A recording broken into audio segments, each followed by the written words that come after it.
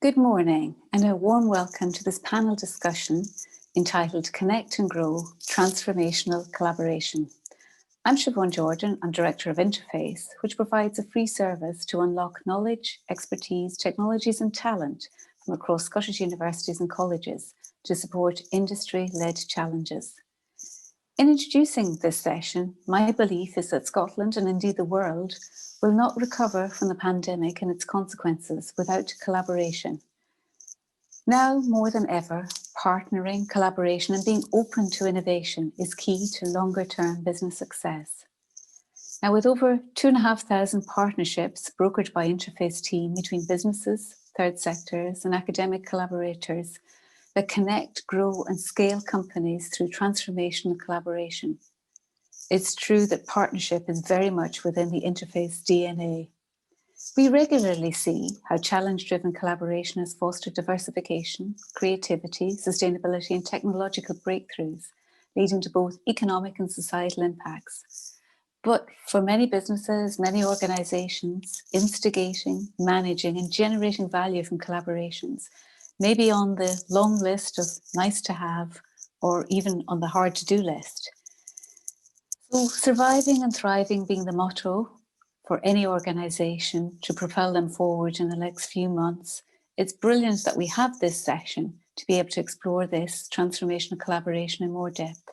And I'm absolutely delighted to be joined today by 3 panel members who outline their experiences and how their businesses have grown through collaborations with academia, public and private sectors.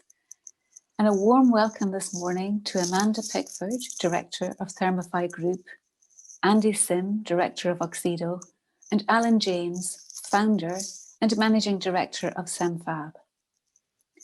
The format for the session is a panel discussion of around 30 minutes, where I'll explore the topic in more depth, and that will be followed directly by a live Q&A.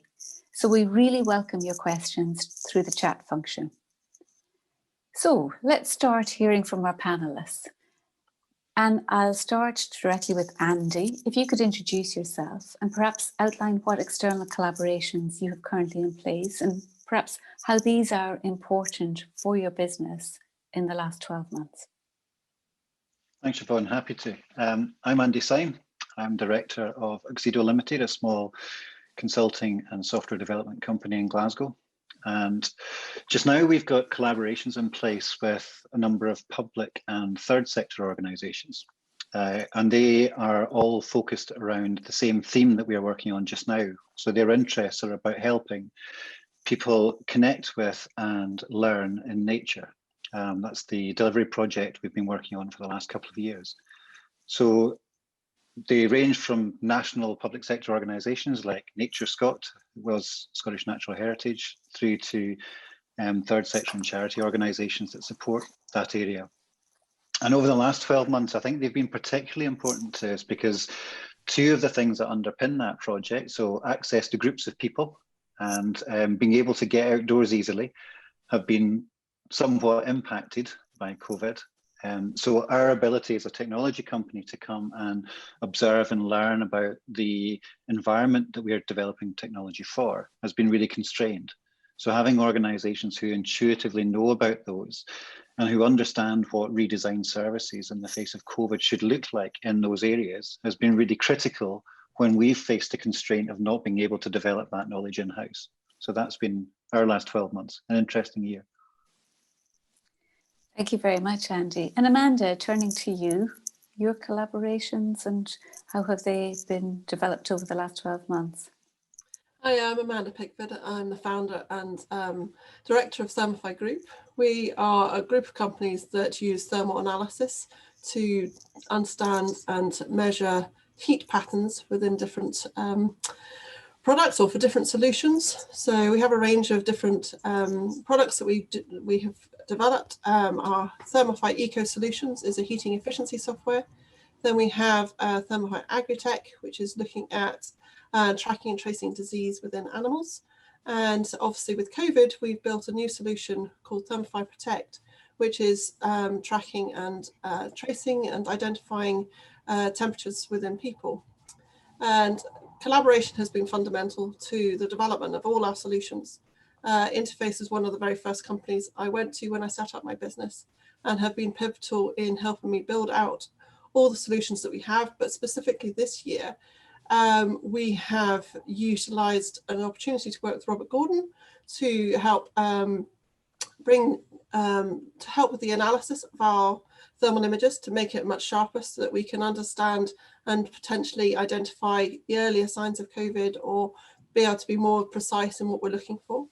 But also our collaboration has come from working with industry partners as well. So we have worked very closely with Microsoft, who have helped us get out to market. So we have our solution in 2 hospitals now, and have scanned over 260,000 people in the last few months. So it's been fundamental for us to get out and use our network and collaborate with industry and academia to build our solutions. And Allan, your collaborations might be slightly different in a Semefab. How have they been progressing over the last 12 months? Good morning. My name is Allan James. I'm the Managing Director of Semefab Limited. We're a semiconductor and MEMS sensor manufacturing company based in Scotland.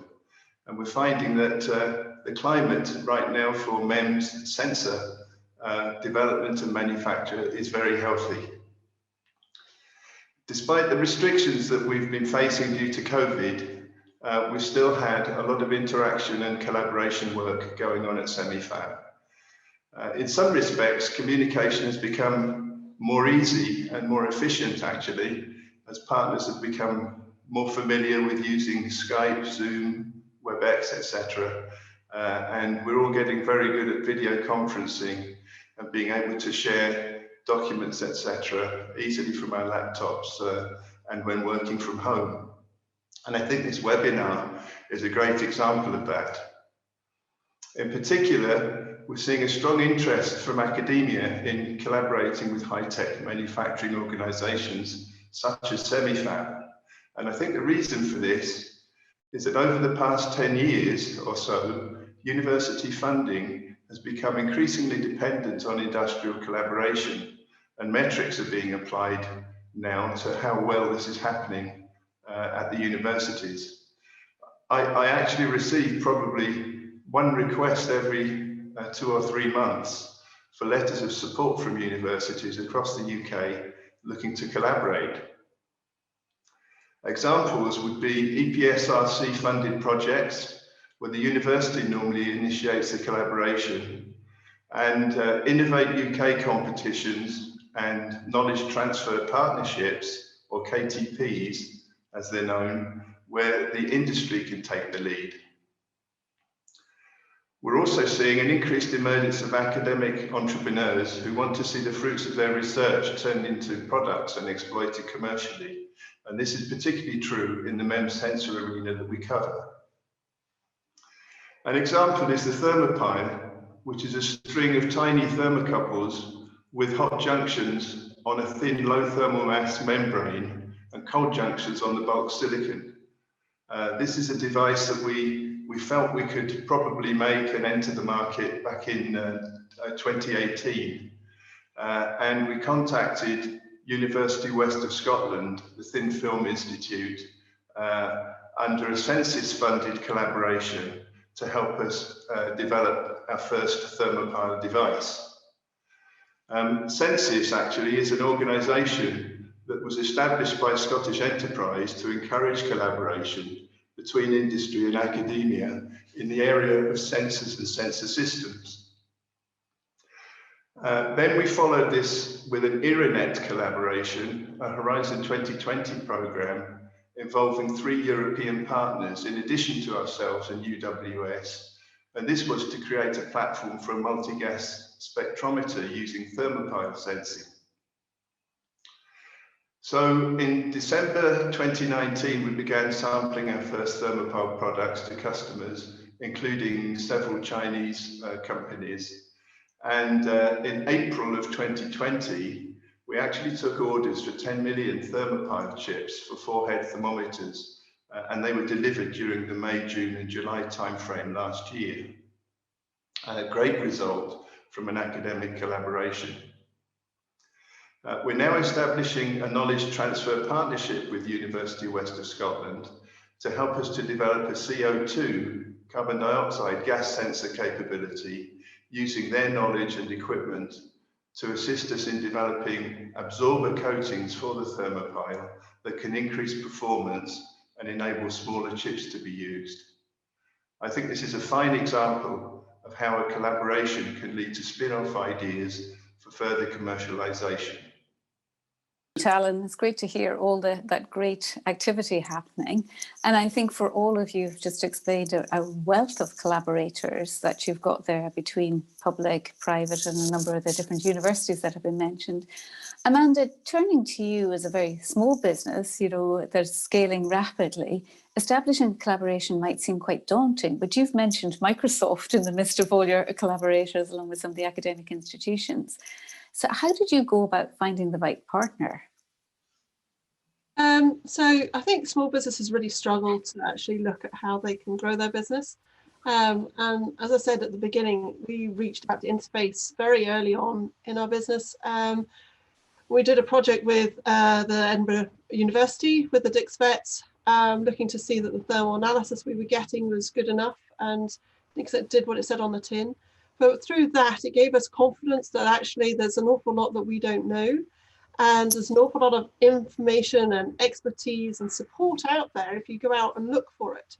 So it really gave me the impetus to get out and go and build a network around myself and surround myself with other organizations and other businesses and universities and colleges that can help and support my business. Because, you know, when you are small, you're very limited to the resources you have in your business. But there is surprising so much support out there that people want to help you. So we were really fortunate. We got onto the AI for Good program with Microsoft. And then through that was a 6-month program down in London, a huge commitment and time and effort, but it's been fundamental to our business. And we're now on the AI for Earth program, and that's got us into a collaborative project working with Microsoft specifically and their airband team, taking our very early software that we looked at with the DICSVETs on managing animal health to help track and trace foot and mouth disease in Colombia to help the government look at sustainable farming over there. But also we've done projects with Fife College using the training and the engineers, sorry, can you do that? The engineers to help build our training modules for our heating software so that we can really get that out into the engineers and the people who use it so they can understand that software. And by using the expertise that was at college was amazing, something we couldn't have done on our own. And I said, now we've got this project with RGU. We've also got a master student project coming on board where we're tapping into some master students who are going to go out and do some understanding of the opportunities for our products in different marketplaces. This one specifically is looking at Latin America and how we can grow this project we're doing with Microsoft across in Latin America. So by working with a broad range of people, we've been able to do so much more that we could never have possibly tried to attribute or tried to do on our own or by taking on the expertise in-house. It's just, it would have been impossible. So my fundamental push to everybody is go out there and start by speaking to Siobhan, because amazing what Interface can actually get you to do, but actually go and build a fundamental network that will help you support and grow your business. So network furiously. Oh, and yeah. Allan, turning to you, because you obviously described a fantastic productive partnership with University of the West of Scotland, but you've also worked with other collaborators. Do you think there are different approaches required when you work with academia versus public sector versus private sector, or are there some fundamental key principles in starting a collaboration in the first place? I would say that for most of the collaborations that we're involved with, the involvement of the public sector as well as private sector is essential, actually. Amanda mentioned the word network there, and networks are actually key to creating the opportunities for collaboration. And all a collaboration is really is basically two or more entities getting together with you know, to exploit synergy between themselves for mutually beneficial outcomes. And usually that involves the need to spend money. And unless you're a large organisation, most organisations don't have a lot of spare cash around, so that you then end up talking to IUK or sources of funding, maybe Scottish Enterprise, maybe there's equipment necessary, regional selective assistance is available, and sometimes assistance by local authorities even is available. So it's a case of putting all of this together. The public sector need essentially is to create jobs, and that's why they're motivated.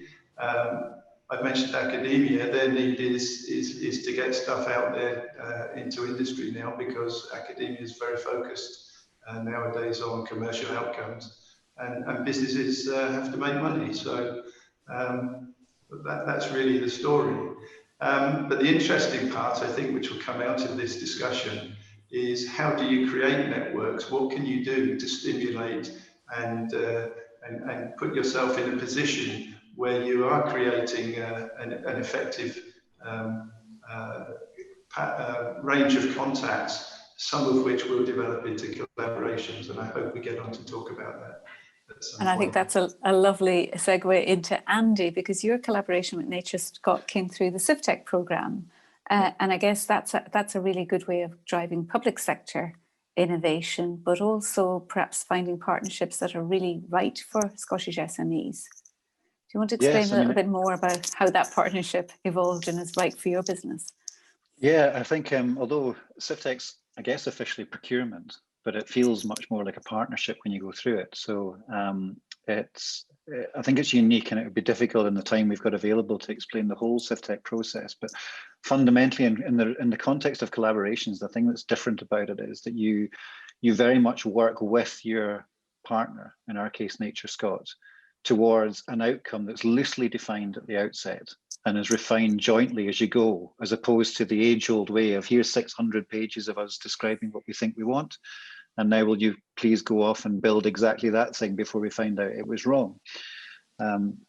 And so CivTech was a great way of making sure that if there were mistakes to be made or refinements to be made, that they're made early, and that the organisation that we're working with, in this case, a public sector organisation who themselves admitted they hadn't been through that type of procurement before, learnt together. But I think the measurement of how we knew that was the right partnership for both of us, and if I looked at it selfishly from our business perspective, we could both identify as we went through where this process was shortening the cycles of iterative improvement that we're looking for. So we could see exactly what they were explaining that we didn't know about, experts in the experience of delivering and connecting people with nature. We could bring understanding from a different viewpoint about what the actual problem was with the end users, that they suffered a small institutional bias. If you work for Nature Scott, you tend to be an outdoorsy person, so explaining what it's like for somebody who isn't connected with nature can be institutionally difficult when you don't think that way. But I think more importantly, we could identify that we could see shared successes as we went through the collaboration. So it wasn't just about us getting the benefit of product contract growth. This was able to identify what benefits were there for Nature Scott as well as for us, and for other organizations that they work with who were able to benefit as we went along. So being able to always identify shared successes, for me, showed it was a good partnership, and that we were not just adding features, we were adding knowledge to each other. So they were able to transfer some of the experiences of that partnership to other areas of their organization. We were absolutely able to take an awful lot of our learnings into other features and products that we look to develop. So I think that it was that, somebody mentioned synergy before, I think it was Allan. That was a critical part, is that you should both be benefiting from this as a collaboration. Otherwise, it's another way of dressing up a service agreement, isn't it? And it's great to hear how collaboration is actually enhancing and driving innovation through procurement in Scotland. Really exciting times. We've mentioned in my preamble, I mentioned that perhaps some businesses might feel daunted about, achieving or starting a collaboration, and they might think that it might be easier to go alone, and that collaboration leads to a loss of control. Amanda, what's your kind of perceptions around that, you know, go it alone versus actually, you know, collaboration, and why make it happen? I'm a classic serial entrepreneur. I've never really had a proper job. I've always worked for myself. I've always gone out and done it alone. I've been on, I've had many businesses, and I've tried, and some been successful, but some have failed quite considerably. And I did a project with a previous business, again with Interface, that made me realize that actually you could tap into a lot more experience and a lot more knowledge. And that opened up my eyes that actually being a control freak, wanting to do it yourself, keeping everything in your grasp actually is not the way you're going to make a business. And so when I started this business 5 years ago, I was really clear that it was something I was going to have to do. I was going to have to get out of my comfort zone. I was going to have to attend far more networking events, far more group sessions, far more things that I never thought that, you know, I couldn't really see the benefit of it because I couldn't actually see the tangible benefit in my business. But I've had 5 years of really making a huge effort to go and see and speak to as many people as possible and build this network. And now, you know, I think it's really come to fruition, particularly as we've in this awful year that we had last year, and now with this lockdown, we haven't been able to get out and meet people and connect in the ways that we could before. But because I've had such strong networks and built such strong relationships before, I am still able to go out and launch a new product. So we developed ThermaFY Protect in July of this year, and I was able to tap into the people I had already met, the people who believed in what we had done with other projects. And it was through, again, Interface, it was through Microsoft, it was through Scottish Enterprise, and through SoC that have all supported us over the last 3 months, 4 months, to get us into the NHS. And we now have a product that's now going through the NHS procurement process. And something to do that in a 6 months from a standing start is phenomenal. And there is no way I could have ever achieved that if I tried to do it alone. If I had tried to stay my control freak and keep it all in-house, it just wouldn't have happened. So for me, it is fundamental that you take time to work on your business and not just in your business, because it's so easy to just sit in there and look at the numbers and say, right, I have to do this, this and that to meet my targets. But you've got to take time out and look at how you can build the bigger picture so that you can grow to that next scale. You know, you cannot scale a business unless you have a strong network behind you. And Allan, Amanda mentioned maybe some of the fundamentals of productive collaborations, that communication, that trust, not going alone. What mechanisms have you put in place for some of your collaborations to make sure everybody's on the same page? Because you've got quite a complex number of collaborations that you've had down through the years. Yes. Well, firstly, I would say that collaborations don't just happen. They have to be encouraged. It's important that if you're the company that wants to start a collaboration, you shouldn't be shy about it, don't be frightened of it. But at the end of the day, it is an organisation of disparate entities that each has to get something out of the collaboration. So what typically happens is that you draft you get to know each other first, and you have some good conversations. But ultimately, you get to a point of actually understanding what each other needs from the collaboration, and you put together a collaboration agreement. So it's important in that agreement that the deliverables, the outcomes, the resources, all of these points are addressed. And typically, the problem areas occur over intellectual property and the rights and what actually comes out at the other end of the collaboration for each party. But if you get the collaboration agreement right going in, and that should be a real objective, then the collaboration can run really along the lines of what you originally envisaged. And I think the topic of intellectual property might be one that we want to explore in a bit more depth in the live Q&A. So we'll hold that thought for the moment. But it's been great to kind of hear your kind of many different experiences. And Andy, I suppose if you're trying to encourage companies to think about collaborating, what's your top tip to get most from a collaboration? Communicate. I mean, I think everybody that's been speaking, you know, and Amanda very eloquently talking about, you know, working on your business, not in your business. It's just about communicating what you're doing, about where your vision is, what you're looking for, because that will be the thing that sparks in another organization an understanding of where they can support and help. And obviously there's layers after that for establishing whether it's a viable collaboration or not, but fundamentally communication. And once that's set up, I think communication again is key.